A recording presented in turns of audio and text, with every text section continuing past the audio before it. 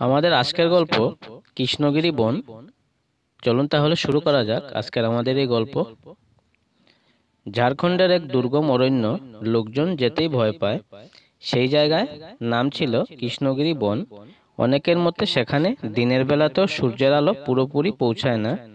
বড় বড় শতবর্ষী গাছ, কালো ধূসর পাথর আর পাখিদের ভীতিকর ডাক সেই বনকে এক অদ্ভুত রহস্যময় পরিবেশে মুড়ে রেখেছে।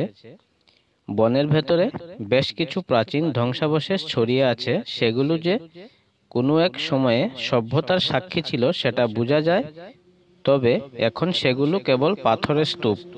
এই ধ্বংসাবশেষ ঘিরে আছে নানা ভয়ঙ্কর কাহিনী। মানুষের বিশ্বাস সেই জায়গাটা অভিশপ্ত।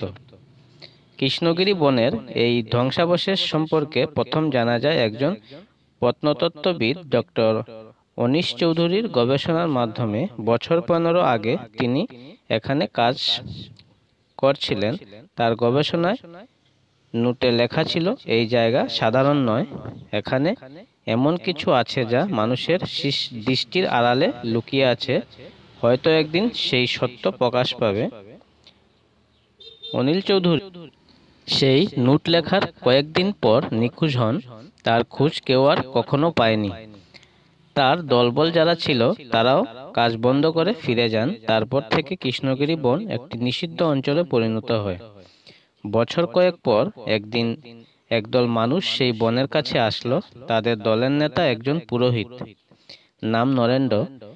তার সঙ্গে ছিল আরো 4 জন, তান্ত্রিক রুদ্র, 2 সহকারী শ্যামল এবং জয়, এবং একজন স্থানীয় গাইড বিজয়।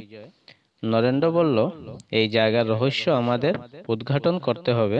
এখানে কোনো অশুভ শক্তি লুকিয়ে আছে। যদি তা ধ্বংস করা যায় তাহলে সেই অরণ্য আবার মুক্ত হবে। তবে স্থানীয় গাইড বিজয় বেশ দ্বিধায় ছিল। সে জানত এই বন কারো বন্ধু নয়, তবু টাকার লোভে রাজি হয়েছিল। তারা সবাই সকালে যাত্রা শুরু করলো। বনের গাঢ় ছায়ার ভেতর হাঁটতে হাঁটতে শ্যামল বলল, এখানে এমন একটা চাপা গন্ধ পাচ্ছি, ঠিক যেন পচা মাংসের গন্ধ। রুদ্র উত্তর দিল, এটা স্বাভাবিক নয়। এই গন্ধের অর্থ হলো এখানে কিছু আছে যা আমাদের উপস্থিতি টের পেয়েছে। দলটি যতই ভেতরে প্রবেশ করছিল, চারপাশের পরিবেশ ততই বদলে যাচ্ছিল। সূর্যের আলো একেবারে স্নান হয়ে গিয়েছিল। গাছের ডালে কালো কাক বসেছিল, কিন্তু তারা একটু ডাকছিল না। তারা কিছু দূর গিয়ে এক প্রাচীন মন্দিরের ধ্বংসাবশেষ খুঁজে পেল। মন্দিরের দেওয়ালে অনেক পুরনো লিপি খোদাই করা। রুদ্র বলল, এটা কোনো তান্ত্রিক মন্দির। এখানে অনেক আগে তন্ত্র সাধনা হতো। এই জায়গা অপবিত্র, কিন্তু আমরা যেহেতু প্রস্তুত তাই ভয় নেই। মন্দিরের ভেতরে ঢুকতেই নরেন্দ্র মাটির উপর একটি অদ্ভুত প্রতীক দেখতে পেল। সেটা ছিল একটি উল্টানো ত্রিকোণ, যার চারিদিকে 5টি পায়ের ছাপ। নরেন্দ্র বলল, এটা কোনো পিশাচ সুমনের নিদর্শন। এখানে অশুভ আত্মারা বন্দী ছিল। আমরা সঠিক জায়গায় পৌঁছেছি। মন্দিরের ভেতর থেকে এক অদ্ভুত আওয়াজ শোনা গেল। কেউ যেন খুব গভীর স্বরে ফিসফিস করে কিছু বলছে। বিজয় হঠাৎ উঠে বলল, আমি আর এখানে থাকবো না। আপনারা আমাকে টাকা দিতে পারেন, কিন্তু আমি বেঁচে থাকতে চাই। বিজয় মন্দিরের বাইরে যাওয়ার চেষ্টা করলো, কিন্তু মন্দিরের দরজার সামনে পৌঁছানোর পর সে হঠাৎ চিৎকার করে মাটিতে পড়ে গেল। তার পুরো শরীর কাঁপছিল। শ্যামল আর জয় তাকে ধরে জাগানোর চেষ্টা করলো, কিন্তু বিজয় শুধুই বলতে থাকলো, ওরা আসছে, আমাদের এখান থেকে যেতে হবে। রুদ্র বলল, এটা পিশাচদের কাজ। তারা আমাদের উপস্থিতি সহ্য করতে পারছে না। আমরা যতদূর এসেছি ততই বিপদ ঘনিয়ে আসছে। এখন পিছিয়ে গেলে আর কোনো উপায় থাকবে না। নরেন্দ্র তান্ত্রিক মন্ত্র জপা শুরু করলো। তার চারপাশে যেন এক অদ্ভুত শক্তির ঢেউ ছাপিয়ে পড়ল। হঠাৎ করে মন্দিরের ভেতর বাতাসের গর্জন শুরু হলো।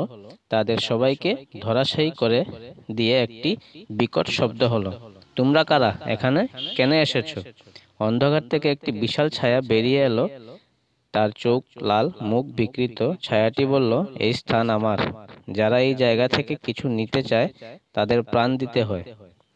রুদ্র এবং নরেন্দ্র তাদের শক্তি দিয়ে আত্মাকে আটকে রাখার চেষ্টা করলো। তান্ত্রিক মন্ত্র উচ্চারণ শুরু শুরু হলো। ছায়াটি আরো রাগান্বিত হয়ে উঠল।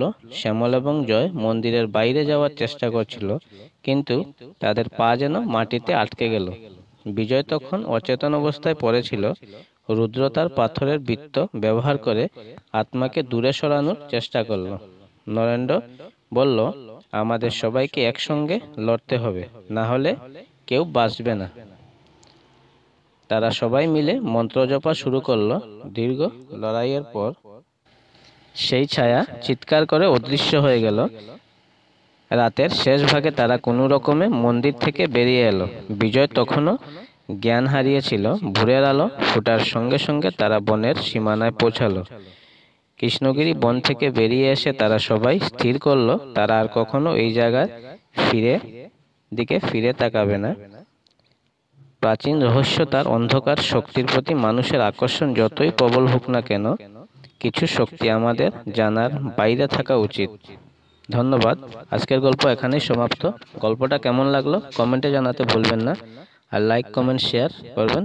আর চ্যানেলটি সাবস্ক্রাইব করে রাখবেন যাতে এ ধরনের গল্প প্রতিনিয়ত পেতে থাকেন।